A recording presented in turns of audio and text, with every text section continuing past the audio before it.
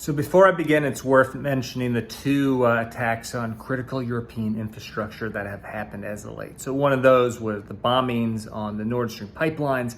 If you're not familiar, the Nord Stream pipelines that connect the Russian Federation to Germany, and they'd supply liquid natural gas, right? So there were purposely bombs put on these pipelines that exploded. And it's particularly worth noting, since there are zero coincidences within geopolitics, that these bombings happened the same day as a celebratory meeting to commemorate the opening of a brand new pipeline that would connect Norway to Poland. So keep that in mind.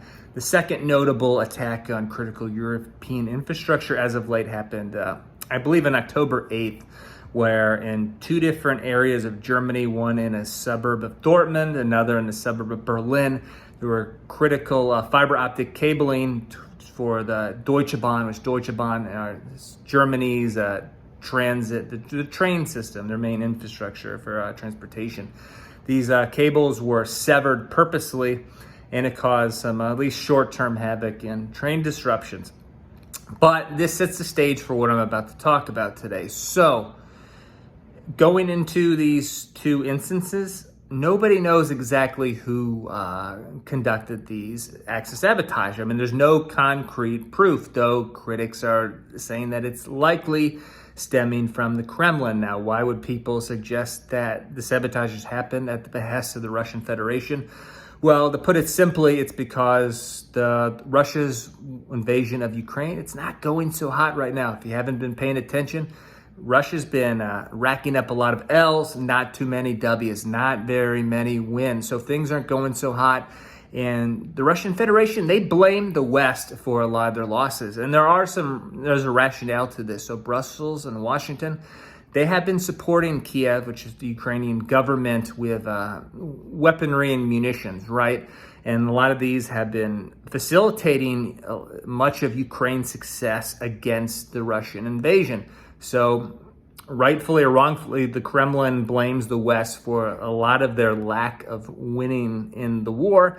So it's not too far-fetched to imagine that the Russians could take their frustration out on the West by just sabotaging discreetly Western critical infrastructure, right? It's not out of the blue. And based upon a statement made by the Russian president at a Moscow energy convention yesterday, this seems to further hint that there is direct Russian involvement. So at this energy conference, Vladimir Putin stated that these recent bombings of the Nord Stream pipelines, it acts as a new precedent, and that it's essentially open season for terroristic attacks on critical infrastructure, regardless of who owns the critical pieces of infrastructure and where these pieces of infrastructure are located. And he explicitly mentioned the likelihood for increased attacks on transportation infrastructure, utilities, and energy. Now, I have to make it be known that he didn't suggest that Russia had any involvement,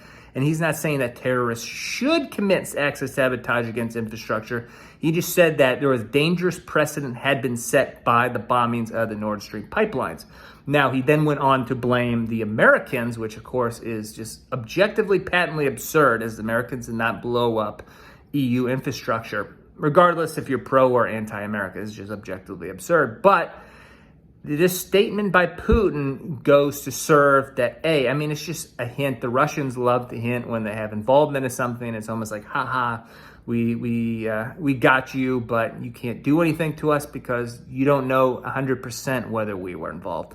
Then secondly, it hints that going forward, there are likely attacks and acts of sabotage on European critical infrastructure in the works.